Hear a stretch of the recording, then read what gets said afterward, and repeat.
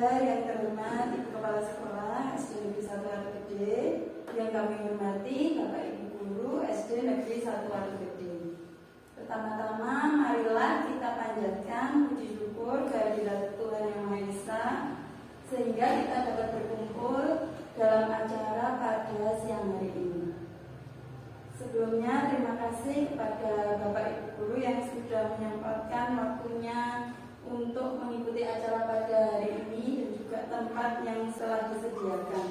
Di sini saya ingin mengimbaskan materi yang saya terima selama mengikuti program guru penggerak. Dalam pendidikan guru penggerak ini, Bapak Ibu, ada beberapa modul yang harus diikuti. Di sini saya mendapatkan tugas untuk mengimbaskan modul tentang budaya positif.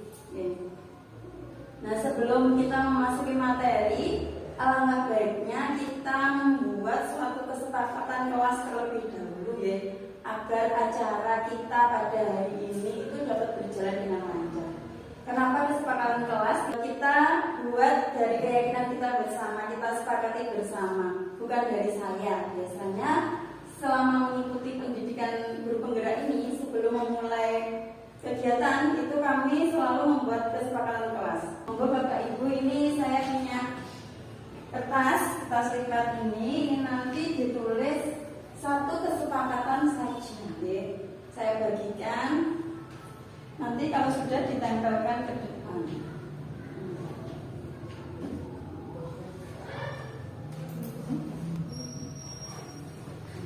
Ini misalnya kesepakatannya saling menghargai, atau tepat waktu dan lain sebagainya. Monggo yang diinginkan seperti apa?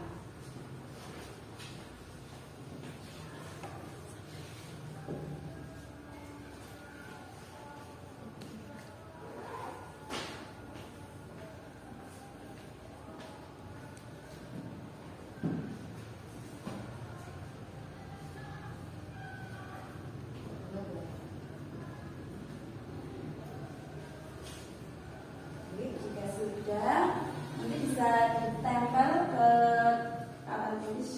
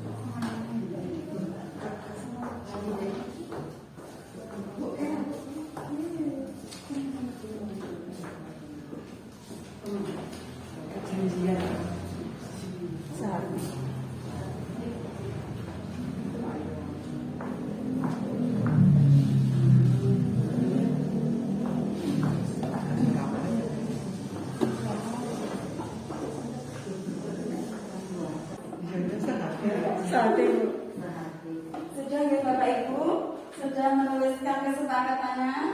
Mohon izin, mungkin ada yang membacakan ke depan. Monggo Bu Erna.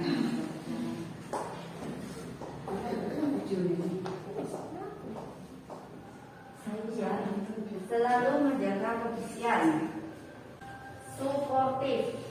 Yang kedua, tepat waktu. Ketiga, saling menghargai. Ada yang sama tepat waktu. Yang kelima, tidak mengaktifkan atau mengoperasikan HP. Menghargai, disiplin, datang tepat waktu atau tidak terlambat. Disiplin waktu, selalu menjaga kebersihan. Yang tadi ini sama, tepat waktu. Dan yang terakhir adalah kerjasama. Baik, terima kasih Bu Erna. Apakah setuju Bapak Ibu? Mungkin ada yang ditambahkan? Setuju nggih? Setuju. Ya, kalau setuju kita langsung saja memulai materinya, yaitu tentang budaya positif. Nah, budaya positif dalam menciptakan lingkungan sekolah yang positif itu perlu adanya budaya positif di sekolah. Namanya budaya itu kan kebiasaan, keyakinan. Jadi budaya positif itu keyakinan, kebiasaan, dan juga nilai-nilai yang dimiliki sekolah untuk menciptakan lingkungan sekolah yang positif. Next. Nah, tujuan diadakannya acara pada hari ini yaitu agar dapat menerapkan budaya positif di sekolah kita. Adapun konsep inti yang akan kita pelajari hari ini yaitu yang pertama tentang teori kontrol, kedua tentang disiplin positif, yang ketiga nilai kebajikan, keempat teori motivasi, kelima keyakinan kelas, kemudian hukuman, konsekuensi dan restitusi, kemudian kebutuhan dasar manusia, posisi kontrol guru, dan segitiga restitusi.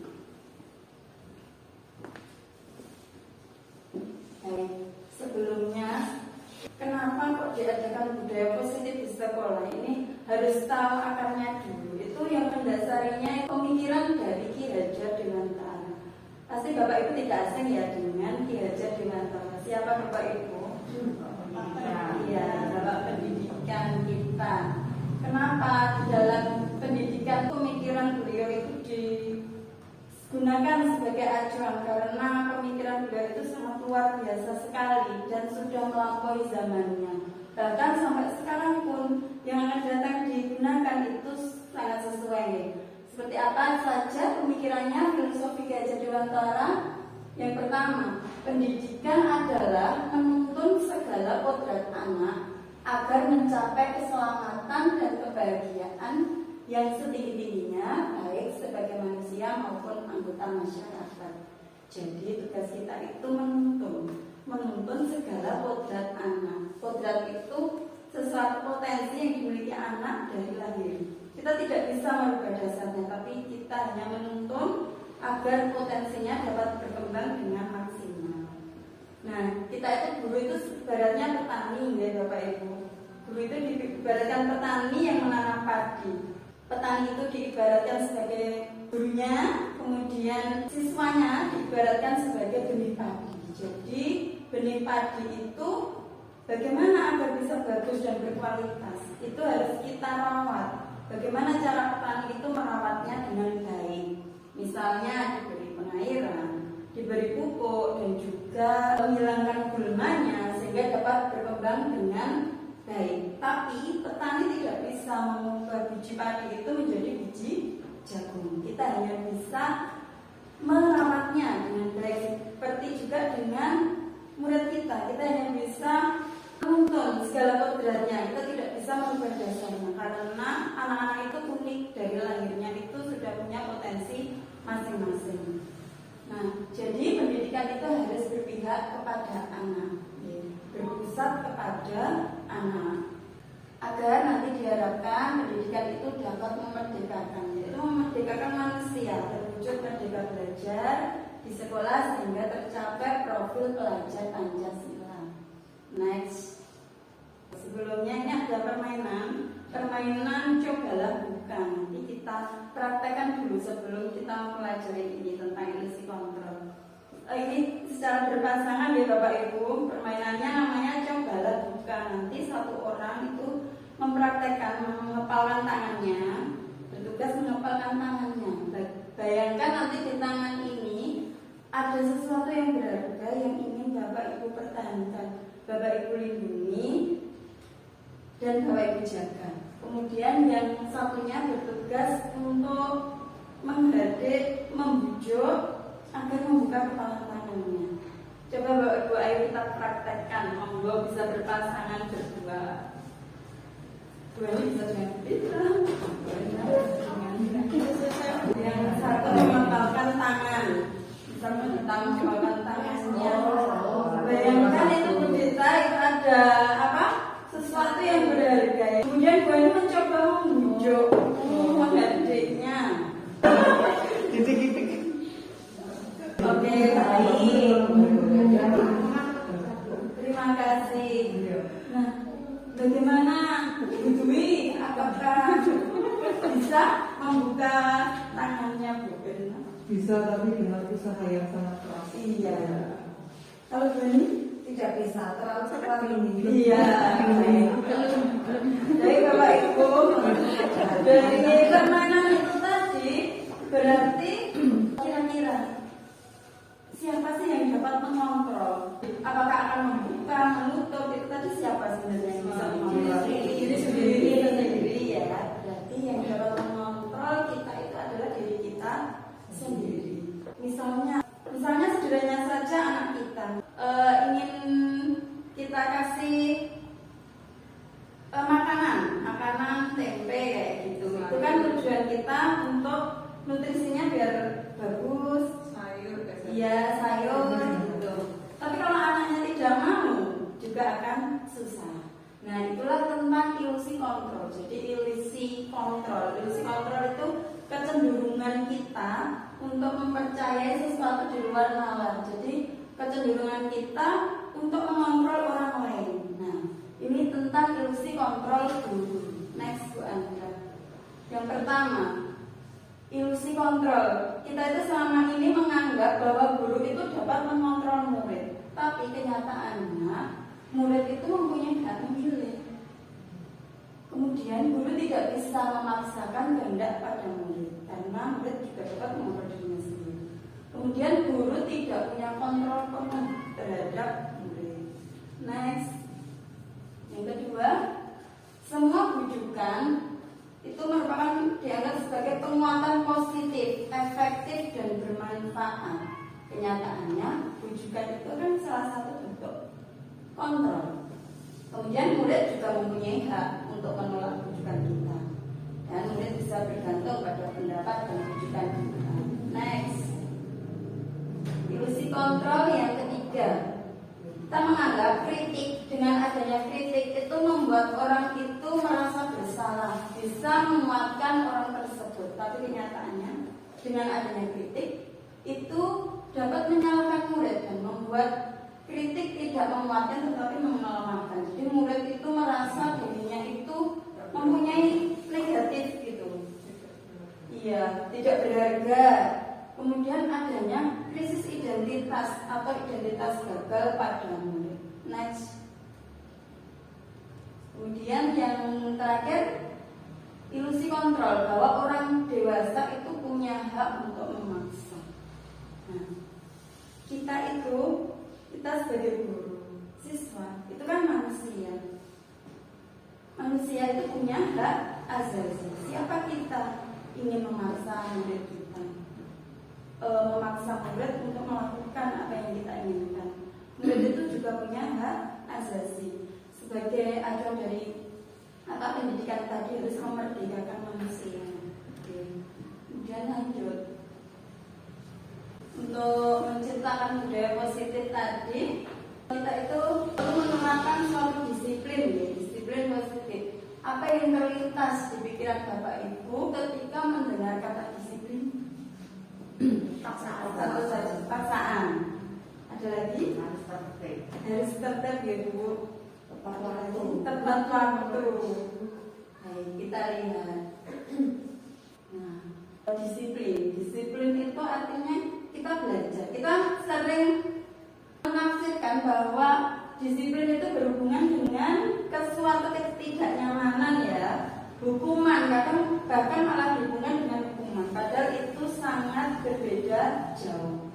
Disiplin itu artinya belajar untuk menggali potensi yang ada dalam diri kita itu agar dapat mencapai tujuan. Jadi kita belajar untuk mengontrol diri kita agar dapat mencapai tujuan yang baik.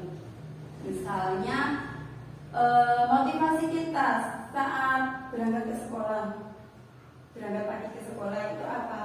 Mungkin ada yang motivasinya itu aku berangkat pagi biar tidak ditegur ibu kepala sekolah. Mungkin berangkat pagi biar disebut sebagai guru teladan. Mungkin ada juga yang motivasinya itu sudah dari dalam diri, ikhlas, menghargai waktu, kemudian ingin memberikan teladan kepada murid gitu. Jadi disiplin positif itu disiplin yang tumbuh dari diri sendiri, bukan dari faktor luar. Kalau kita berangkat ke sekolah, misal karena takut dihukum atau ingin mendapat penghargaan, itu bukan disiplin. Kalau disiplin positif itu timbul dari dalam diri. Nah, bagaimana kita itu sebagai guru ini menumbuhkan motivasi dari dalam murid kita? Karena kalau motivasinya itu dari luar, maka karakter pada anak itu tidak akan bertahan lama. Kalau anak sudah tergali motivasinya dari dalam, itu akan bertahan dalam jangka waktu yang panjang. Lanjut. Baik. Saat menerapkan disiplin, berarti orang yang sudah menerapkan disiplin positif, berarti dia itu sudah dapat bertanggung jawab atas apa yang dilakukannya, karena kan sudah berdasarkan nilai kebajikan yang dia yakini. Nah, apa itu nilai kebajikan? Nilai kebajikan itu sifat-sifat positif yang ada pada manusia yang merupakan tujuan mulia yang ingin dicapai setiap individu. Nah, nilai-nilai kebajikan ini Bapak Ibu, kalau di sekolah kurikulum Merdeka ini kita kenal tercermin dalam profil pelajar Pancasila. Apa saja profil pelajar Pancasila? Beriman, bertakwa kepada Tuhan Yang Maha Esa, dan berakhlak mulia. Kemudian mandiri, bernalar kritis, berkebinekaan global, bergotong royong, dan jika dijabarkan, kalau nilai profil pelajar Pancasila itu bersifat universal ya. Jika dijabarkan itu banyak sekali nilai-nilai kebajikan. Ada toleransi, rasa hormat, dan lain sebagainya. Nilai-nilai inilah nanti yang akan kita tuju untuk mewujudkan budaya positif di sekolah. Kemudian next lanjut tentang teori motivasi perilaku manusia. Misal contohnya apa motivasi Bapak Ibu itu menggunakan helm? Supaya aman. Takut Pak Polisi, melindungi. Takut Pak Polisi. Iya. Mungkin ada juga yang sudah sadar demi keselamatan diri. Nah, ini ya Bapak Ibu, teori motivasi perilaku manusia itu ada tiga. Yang pertama, ada motivasi untuk menghindari ketidaknyamanan atau hukuman. Misalnya anak itu masuk sekolah itu tujuannya dia agar tidak dihukum, tidak dimarahi orang tua juga. Itu karena motivasi eksternal, bukan dari dirinya sendiri. Kemudian yang kedua, untuk mendapatkan imbalan dari orang lain.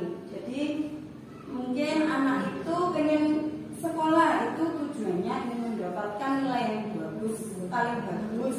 Hanya nilai menunjukkan ke gurunya kalau dia yang pintar. Itu motivasinya eksternal dari luar dirinya. Kemudian yang ketiga itu untuk menghargai diri sendiri. Jadi ini motivasi internal, motivasi dari dalam. Anak masuk sekolah itu karena ikhlas lillahi ta'ala ingin mencari ilmu. Itu sudah muncul dari dalam dirinya sendiri. Jadi kita sebagai guru harus mampu menumbuhkan motivasi internal di dalam diri siswa. Lanjut. Nah, kemudian bagaimana caranya, langkah-langkahnya agar motivasi internal siswa itu dapat kita munculkan, dapat tertanam di diri siswa itu dengan melakukan budaya positif. Budaya positif contohnya membuat keyakinan sekolah atau keyakinan kelas. Sekolah atau kelas itu keyakinan yang kita yakini bersama. Kenapa kok nggak peraturan? Kenapa kok harus keyakinan? Karena peraturan itu yang membuat satu pihak. Kalau keyakinan itu yang membuat kita sama-sama, misal guru dengan murid, kita sama-sama dengan warga sekolah, bukan sepihak. Jika sepihak itu kan ada pihak yang lain itu tidak menyadari pentingnya apa sih peraturan itu. Gitu. Kemarin sudah saya praktekkan di kelas 5 itu membuat keyakinan kelas ya. Yang pertama saling bercurah pendapat, saya dan murid-murid itu saling bercurah pendapat apa sih keyakinan yang diyakini, yang disepakati. Kalau keyakinan sekolah lingkupnya sekolah, kalau keyakinan kelas itu lingkupnya kelas. Nah kemudian yang kedua mencatat masukan-masukan seperti tadi itu kita catat ke depan ya Bapak Ibu. Kemudian dalam menyusun keyakinan kelas itu ada petunjuk-petunjuknya. Jangan menggunakan kalimat yang negatif, misal jangan berlari di kelas. Itu kita ganti dengan berjalanlah di kelas atau koridor. Misal jangan buang sembarangan, ganti yang ruang kos seperti itu. Saya jangan bertengkar dengan teman, itu rukun. Jadi nilai kebajikan tadi kan juga ada itu. Pedoman membentuk keyakinan kelas itu dari nilai kebajikan tadi. Kemudian jika sudah dibuat poster itu di situ saya sudah membuatnya di belakang itu, kemudian ditandatangani oleh siswa-siswa ya. Nah seperti ini contohnya Bapak Ibu. Kesepakatan kelas atau keyakinan kelas ini jangan terlalu banyak. Pedomannya itu 3-7 saja agar tidak kebingungan ya, agar dapat menerapkan dengan baik. Lanjut. Nah ini yang sudah saya lakukan. Yang pertama itu anak menulis dalam kertas lipat keyakinan apa sih yang diinginkan anak-anak itu seperti apa. Kemudian mereka menempelkannya ke depan kelas dan mencatat, semuanya dicatat. Kemudian kita rangkum poin-poin yang sama, kita sederhanakan jadi seperti ini. Kemudian ditandatangani oleh siswa. Itu wujud kalau kita sudah membuat kesepakatan bersama.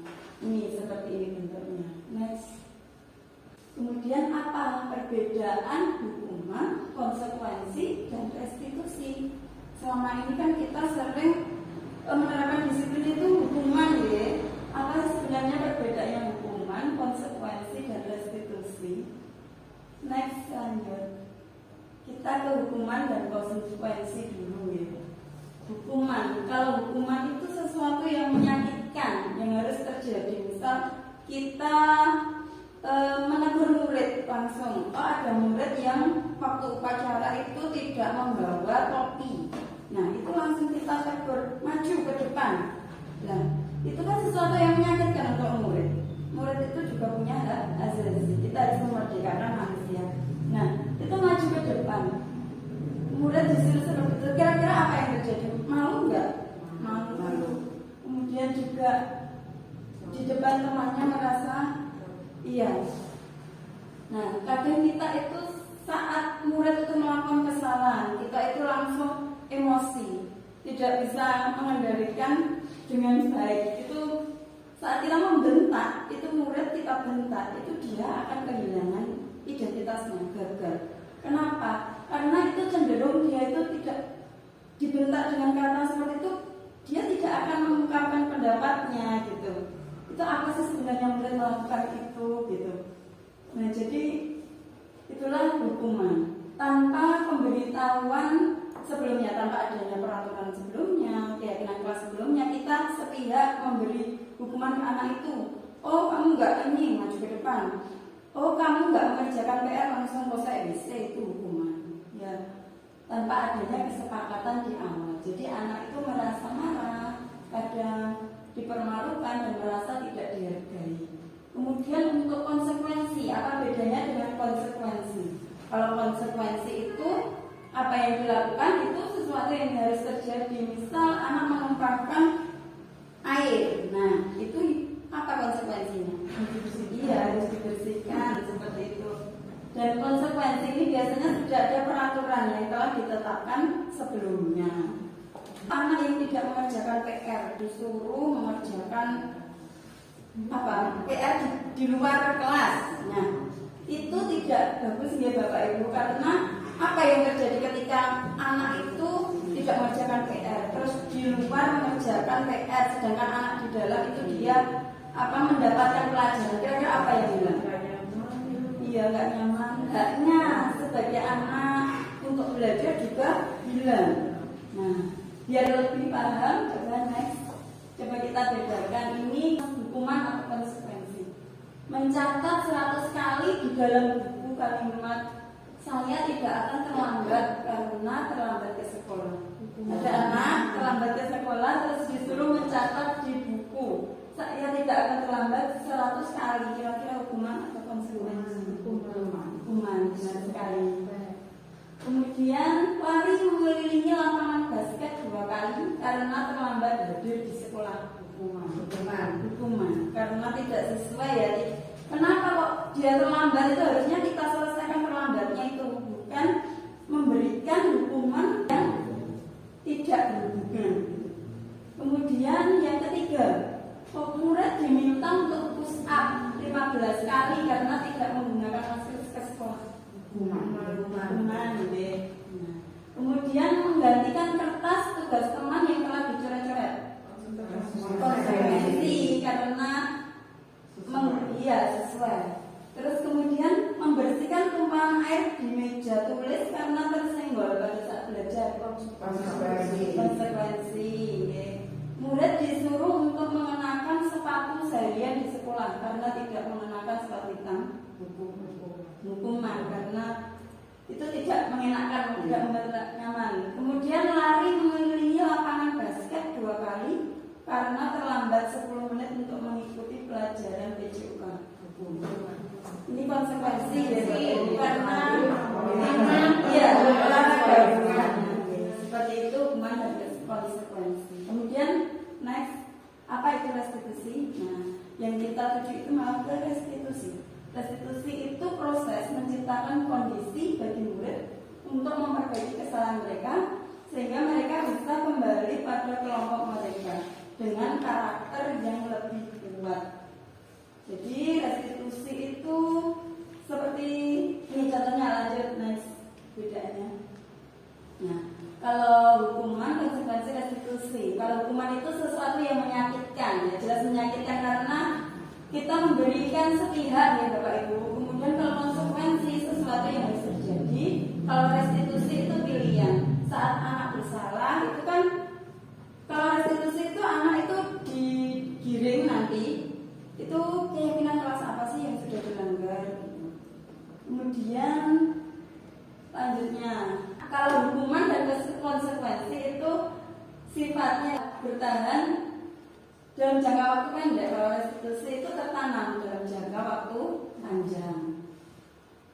Jadi misal anak berbuat salah, kalau restitusi anak berbuat salah, dia itu kita tanya, apa sih sebenarnya, kenapa kok kamu itu melakukan kesalahan itu? Kita tanya, kita pancing, kemudian kita tanyakan keyakinan kelas apa yang sudah kita buat. Nah, terus anak itu diminta untuk mencari solusi dari masalahnya sendiri. Jadi anak sendiri yang memberikan solusinya, kita membimbing saja. Nah, itu akan lebih tertanam lama di dalam diri anak. Lanjut.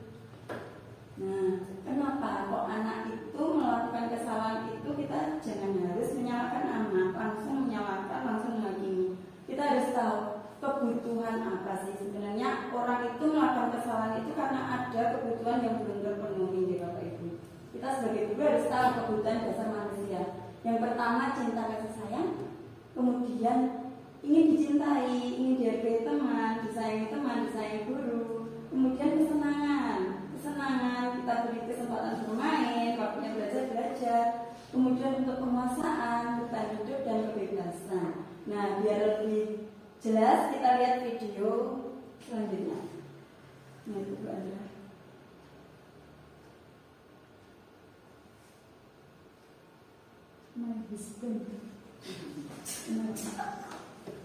Sepakat kok.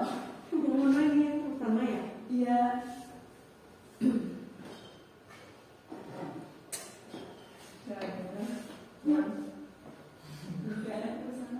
Ada tenang. Saya mau jujur dengan saya. Iya. Jujur. Nah, maksudku mau itu makanya.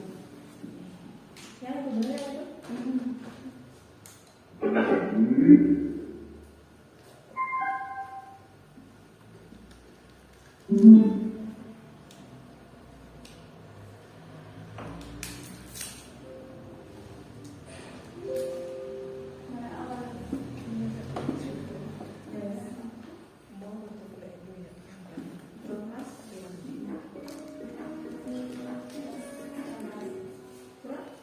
Salam dan bahagia Ibu dan Bapak guru hebat untuk membangun budaya sekolah yang positif dengan lingkungan yang aman dan mendukung murid untuk menjadi pribadi yang berdaya, seimbang, dan bahagia. Salah satu upaya yang dapat dilakukan oleh guru adalah memahami kebutuhan dasar yang mendasari perilaku murid. Pada video kali ini kita akan membahas tentang 5 kebutuhan dasar manusia.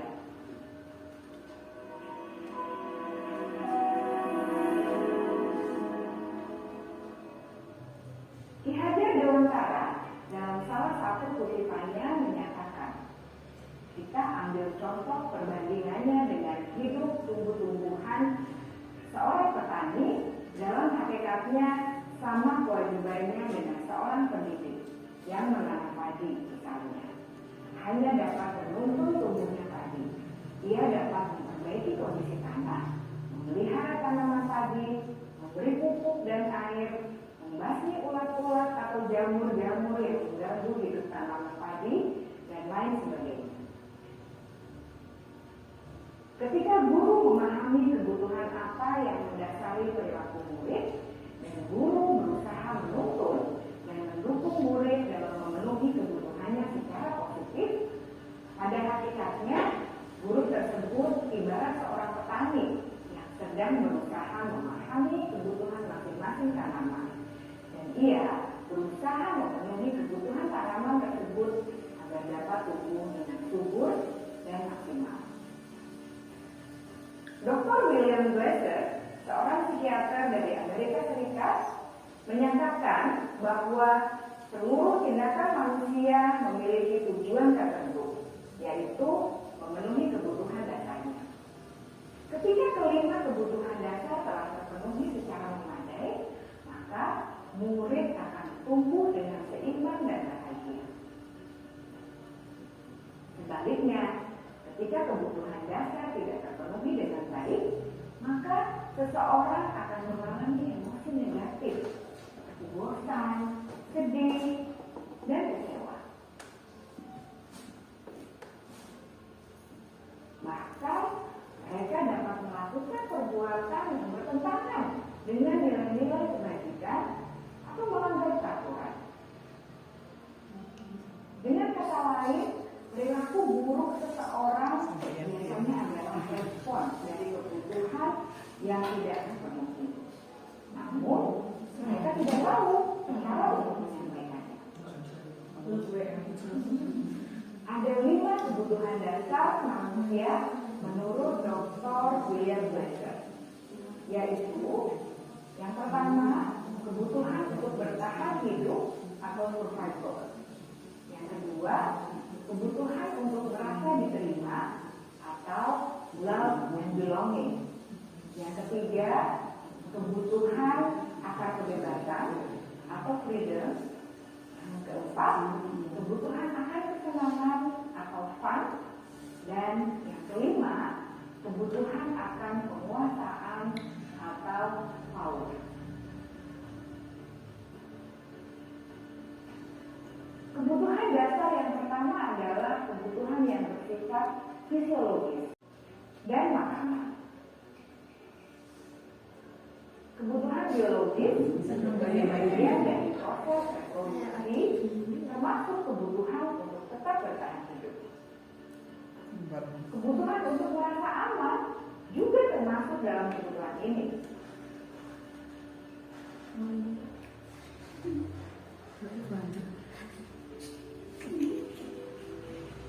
Agar murid dapat belajar dengan baik, kebutuhan mereka akan merasa aman, pangan, sandang, dan papan harus terpenuhi.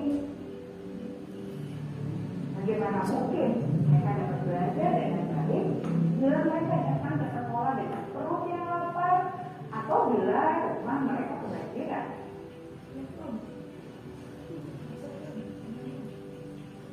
Setelah kita mengetahui kebutuhan pertama yang sebagian besar bersifat fisiologis, mari kita lihat kebutuhan kedua sampai kelima yang semuanya berhubungan dengan psikologi. Mari kita lihat kebutuhan yang kedua, yaitu kebutuhan akan perasaan diterima oleh kelompok atau komunitasnya, atau kebutuhan love and belonging. Kebutuhan ini meliputi keinginan untuk tetap terhubung dengan orang lain seperti teman, keluarga, teman kerja, dan kelompok di mana kita tergabung. Setiap murid ingin menjadi bagian yang berharga dari kelas dan juga sekolah. Mereka juga ingin diterima oleh orang lain dan kelompoknya. Bahkan murid yang terlihat paling cuek pun jauh di dasar hatinya pasti ingin merasa diterima. Jadi ikatan emosi satu sama lain atau kebutuhan buat menerima. Murid harus diberi kesempatan untuk membuat pilihan dan bertanggung jawab atas pilihan yang mereka telah ambil. Beri mereka kebebasan bukan berarti membiarkan mereka melakukan apa saja mereka mau, melainkan lebih memberi mereka kesempatan untuk membuat pilihan, menyuarakan pendapat mereka dengan percaya diri, dan memberi mereka kesempatan untuk mencoba hal-hal yang baru. Memiliki pilihan dan mampu mengendalikan arah hidupnya sendiri.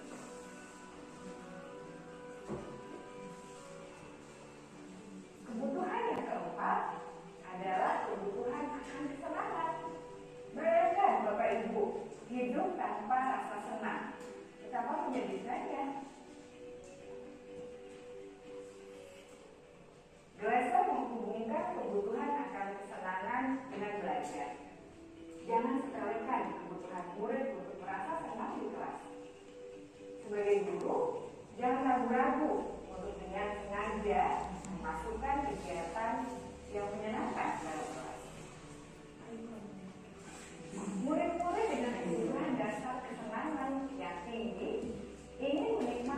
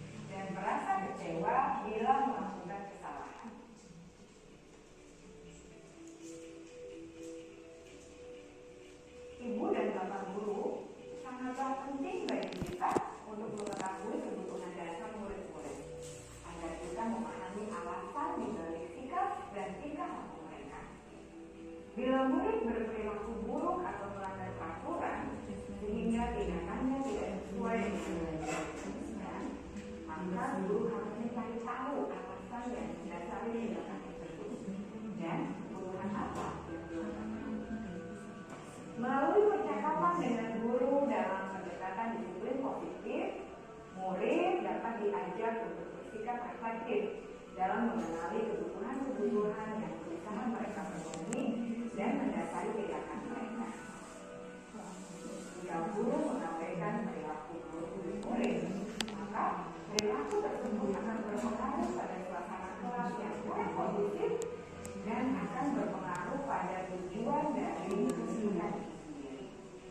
Ibu bapak guru hebat, mari kita menjadi guru yang lebih baik dengan memahami kebutuhan dasar murid-murid kita dan senantiasa membimbing mereka untuk menjadi pribadi yang berdaya, seimbang, dan bahagia. Salam dan bahagia, ibu dan bapak guru hebat.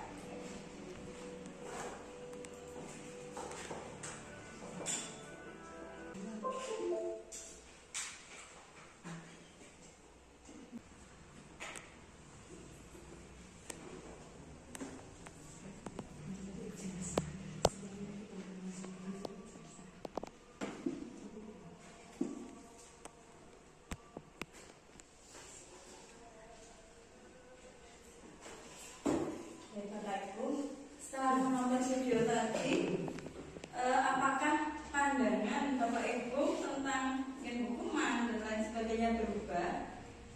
Saya tidak bisa mengontrol diri Bapak Ibu ya, karena yang bisa mengontrol itu diri Bapak Ibu sendiri.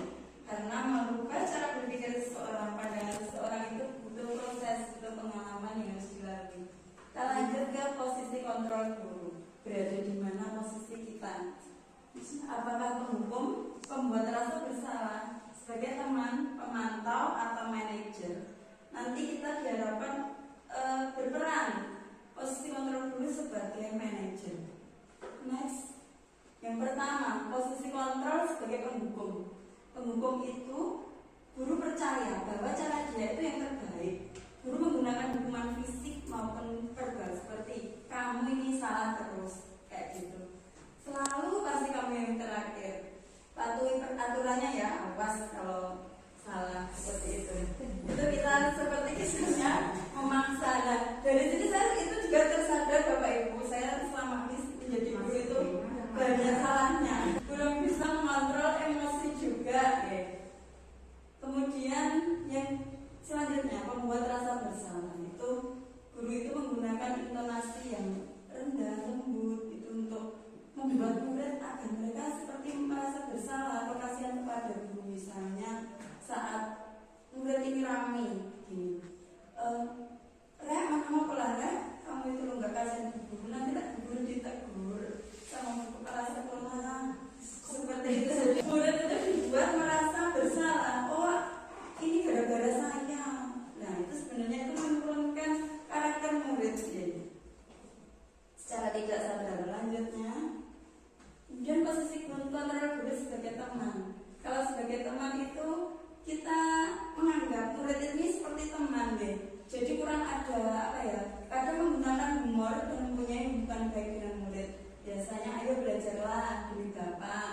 Misal ada murid yang bersalah nggak mengerjakan PR, ya sudahlah kali ini nggak apa-apa, ibu maafkan. Nanti lain kali jangan diulangi ya, seperti itu. Itu nanti juga tidak akan tertanam motivasi dari anak secara internal. Lanjut. Kemudian sebagai pemantau ini sama seperti pengawas.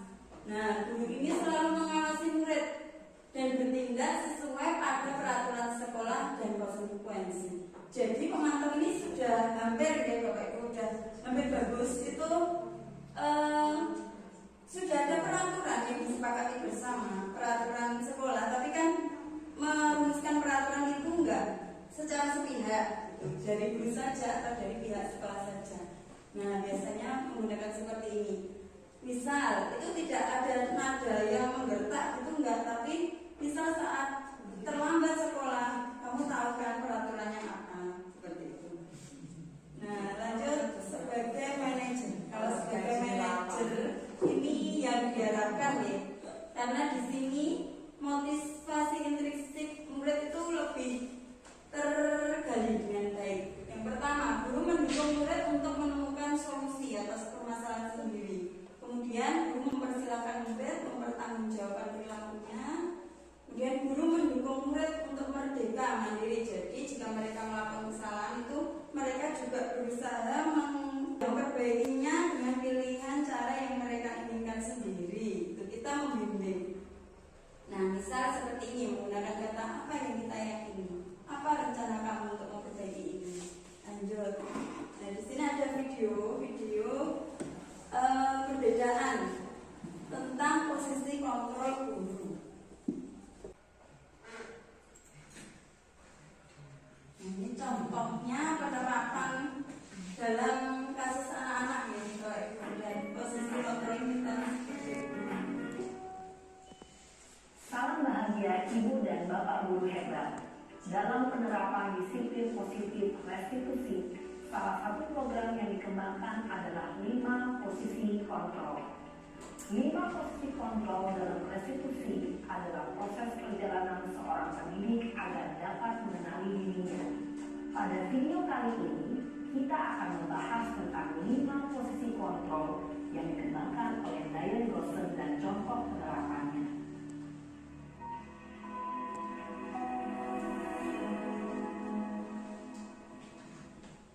5 posisi kontrol itu adalah 1. Posisi penghukum, 2. Posisi pembuat merasa bersalah, 3. Posisi teman, 4. Posisi pemantau atau monitor, dan 5. Posisi manajer. Untuk lebih memahami kelima posisi tersebut, mari kita saksikan kasus Naren yang terlambat hadir 20 menit di sekolah dan melihat bagaimana 5 posisi kontrol dalam menghadapi masalah tersebut.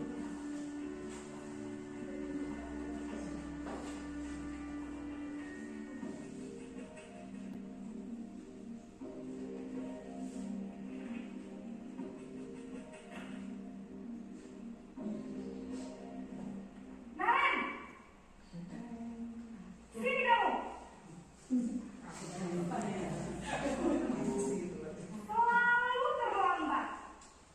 Kamu deh, pasti terlambat. Maaf Bu, saya Apa? Apa coba?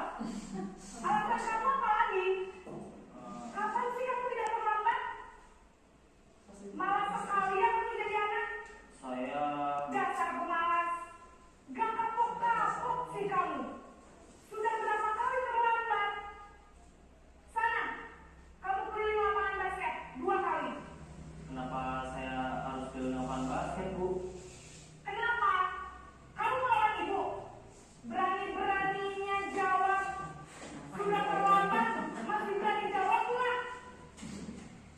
Sekarang, keliling lapangan basket 5 kali sekalian. Biar kapok. Cepat. Pergi sana ke lapangan basket. Posisi penghukum biasanya berbicara dengan nada tinggi, menghardik, menunjuk-nunjuk, menyakiti, dan menyindir. Hukuman bisa berupa fisik maupun psikis. Ibu dan Bapak Guru hebat, dampak yang terjadi pada murid ketika guru berada pada posisi penghukum adalah murid cenderung akan memberontak, bahkan menyimpan dendam.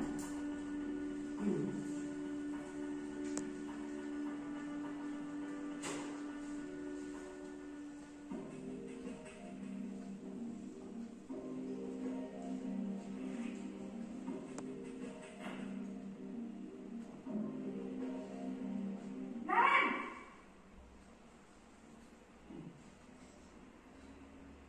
Selamat pagi Bu. Naren! Kamu kenapa terlambat lagi, nak?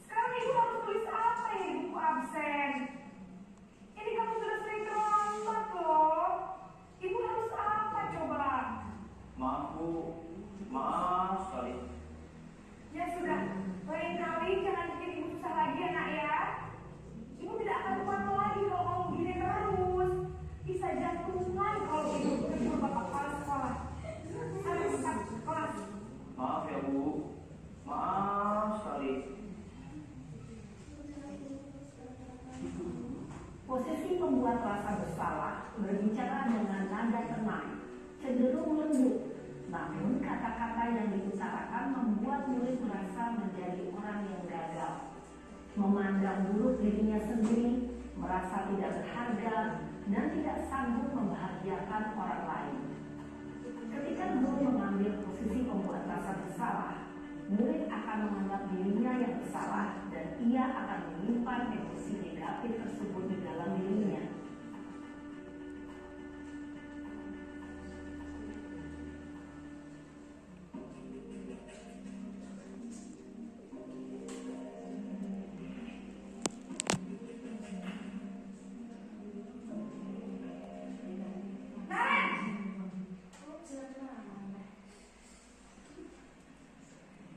Selamat pagi, Bu.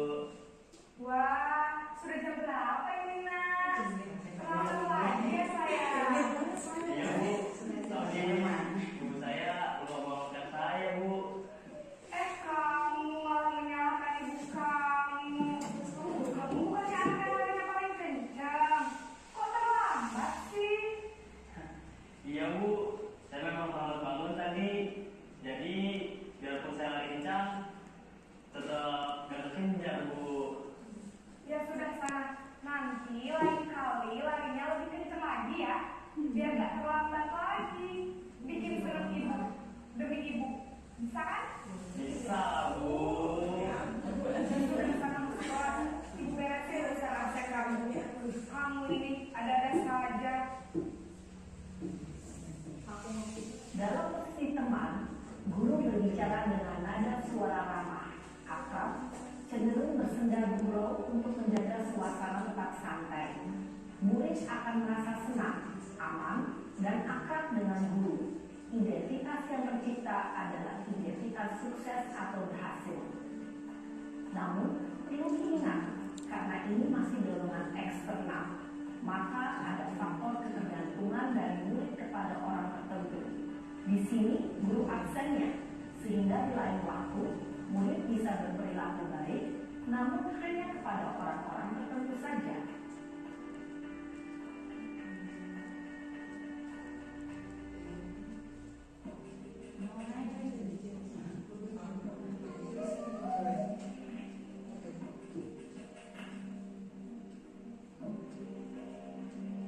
Naren!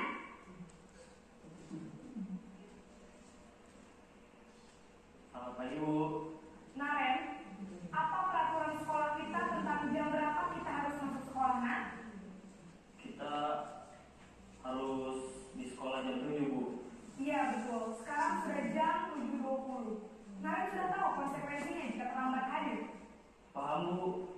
Saya harus tinggal kelas pas jam istirahat selama 20 menit.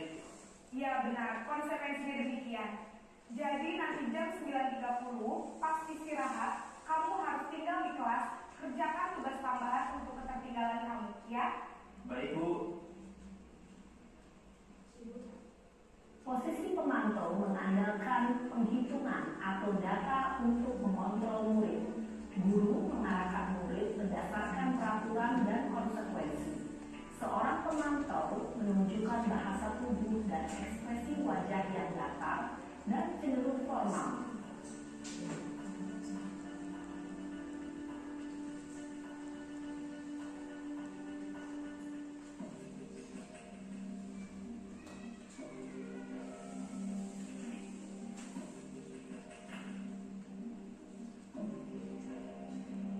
Naren!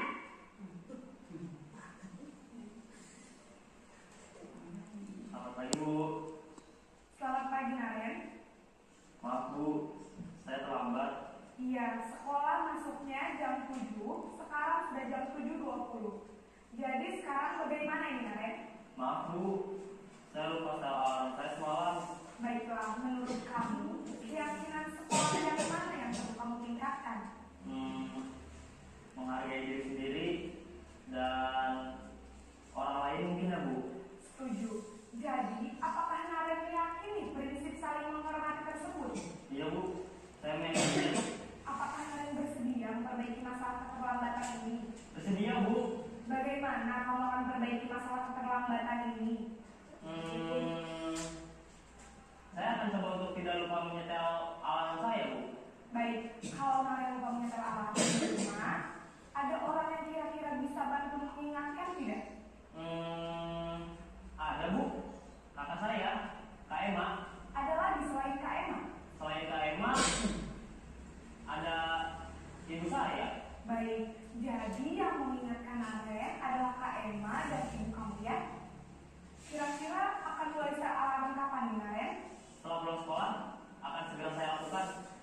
Baik, jadi Naren akan setel alarm untuk bangun besok pagi dan akan diingatkan oleh kakak dan bunda Naren ya. Ada lagi yang mungkin perlu dilakukan Naren agar tidak terlambat bangun lagi? Tidak ada, Bu. Baik Naren, terima kasih untuk kerjasama kamu. Sekarang kamu perlu kembali ke kelas untuk belajar. Baik, Bu. Terima kasih. Posisi manajer adalah posisi kontrol yang disarankan untuk membimbing murid memiliki sikap disiplin yang positif, yaitu murid yang mandiri, bertanggung jawab, dan dapat memecahkan masalah. Tujuan dari posisi ini adalah agar murid dapat berefleksi atas tindakannya. Guru akan dengan tulus memberikan pertanyaan-pertanyaan bermakna, sehingga membuat murid dapat belajar dari kesalahannya dan mencari sebuah solusi untuk menyelesaikannya. Ibu dan Bapak guru hebat, setelah mengamati adegan kelima posisi kontrol tadi, kira-kira posisi mana yang paling ideal? Posisi mana yang dapat menunjang motivasi intrinsik murid? Ya, tentu posisi manajer. Posisi ini memang posisi ideal yang ingin dituju setiap pendidik. Pada posisi inilah, guru dapat menerapkan disiplin positif yang berpihak pada murid, yang memerdekakan murid. Perjalanan seorang pendidik tentunya tidak mudah untuk sampai pada posisi seorang manajer. Namun, tujuan kita pasti, yaitu menciptakan murid-murid yang mandiri, merdeka, dan bertanggung jawab.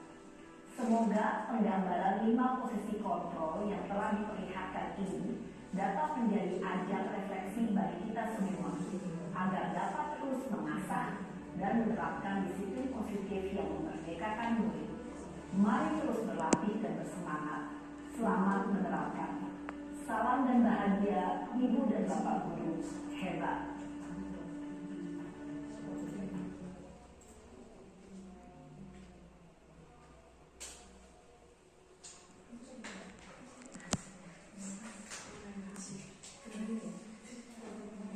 Baik Bapak Ibu, jika kita bandingkan tadi 5 posisi tadi antara penghukum, pembuat rasa bersalah, teman, pemantau, dan manajer, yang paling ideal tentunya yang manajer. Ini kalau sebagai penghukum dan membuat rasa bersalah itu membuat anak identitasnya gagal, dan itu kontrolnya masih dari luar, motivasinya dari luar, eksternal.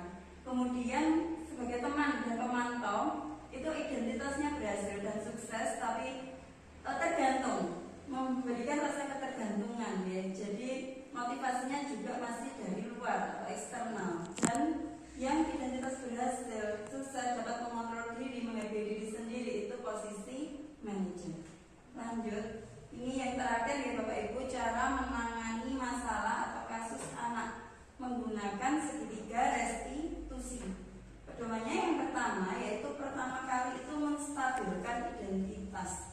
Jadi kenapa kok distabilkan identitasnya? Itu caranya dengan misalnya kita memberi, ada anak yang membuat kesalahan, kita memberikan kalimat, oh setiap orang itu pasti pernah melakukan kesalahan, tidak ada manusia yang sempurna. Guru pernah kok seperti itu. Jadi itu stabilitas identitasnya anak itu stabil, tidak merasa bersalah, tidak merasa depresi seperti itu. Sehingga mereka akan mudah mengungkapkan kenapa kok melakukan penyimpangan itu, kebutuhan apa yang belum terpenuhi. Yang kedua, validasi tindakan yang salah. Misalnya dengan memberi kalimat, kamu tentu punya alasan mengapa kamu melakukan itu, ditanya alasannya apa. Kemudian adakah cara yang efektif untuk mendapatkan apa yang kamu butuhkan, seperti itu. Kemudian yang ketiga, menanyakan keyakinan. Nilai-nilai apa yang telah kita sepakati, kamu ingin menjadi orang seperti apa, seperti itu. Ini sudah saya terapkan di kelas 5, yaitu menangani kasus menggunakan segitiga restitusi.